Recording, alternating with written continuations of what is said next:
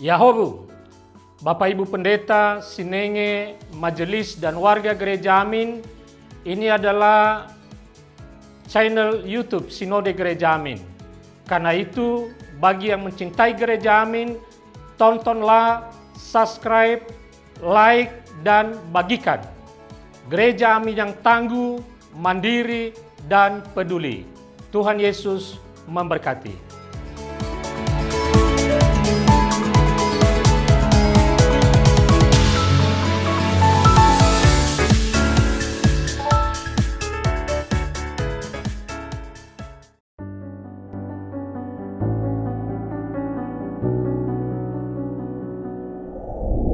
Hai Youth, kembali lagi di dalam Youth for Christ bersama saya Philip Theodorus Saerang.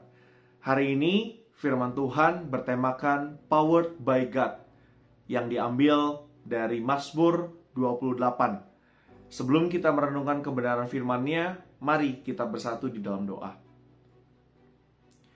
Ya Tuhan, kami bersyukur untuk setiap berkat yang Tuhan nyatakan dalam hidup kami. Kalau kami ada hari ini, itu semua karena kemurahan Tuhan. Kami bersyukur untuk setiap pemeliharaan yang boleh Tuhan nyatakan.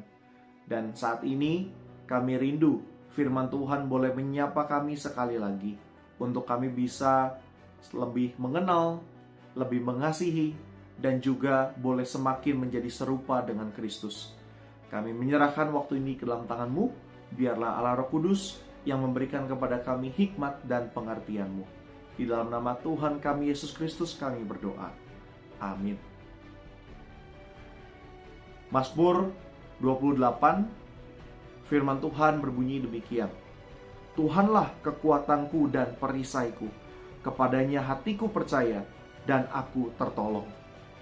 Misionaris Hudson Taylor yang datang ke Tiongkok pada abad ke-19 menghadapi begitu banyak tantangan, bahaya, hingga ancaman dari mereka yang menolak Injil. Dalam masa-masa kritis, ia menulis dalam jurnalnya bahwa kekuatannya tidak datang dari kondisi tubuh atau situasi yang aman, melainkan dari Tuhan yang ia percaya sepenuh hati. Bagi Taylor, Tuhan adalah perisai yang melindungi bukan hanya tubuhnya, tetapi juga imannya. Keyakinan ini membuatnya berani melayani. It is powered by God. Daud menyebut Tuhan sebagai gunung batunya. Jika Tuhan tidak menjawab doanya, ia percaya jalan hidupnya akan sama seperti orang fasik, yaitu menuju kematian dan kebinasaan. Bagi Daud, Tuhan adalah sumber kekuatan dan perlindungan. Tuhan memampukan untuk tetap kuat dan menghadapi penindasan musuh-musuhnya. Perisai menggambarkan Tuhan sebagai pelindung yang sekaligus meningkatkan kepercayaan dirinya. Daud mengingat banyak pengalaman dan kesempatan ketika Tuhan menguatkan dan melindunginya. Setiap kemenangan membawa sukacita dan juga syukur. Yud, saat Daud menyebut Tuhan sebagai gunung batu dan perisai, hal itu berarti ia menemukan rasa aman dan percaya diri bukan dari senjata, status, atau kekuatannya sendiri, melainkan dari Tuhan yang setia melindunginya. Sama seperti yang dirasakan Daud, kehadiran Tuhan memberi keberanian bagi kita untuk berdiri teguh di tengah tekanan. Ingatlah, setiap pengalaman bersama Tuhan adalah modal untuk percaya bahwa Dialah Tuhan yang menolong dan menopang. Dua pertanyaan yang kiranya dapat menjadi perenungan bagi setiap kita. Apa gagasan utama yang Daud ajukan di dalam Mazmur 28? Yang kedua, sudahkah Tuhan menjadi perisai dan gunung batumu dalam kesesakan? Mari kita bersatu di dalam doa.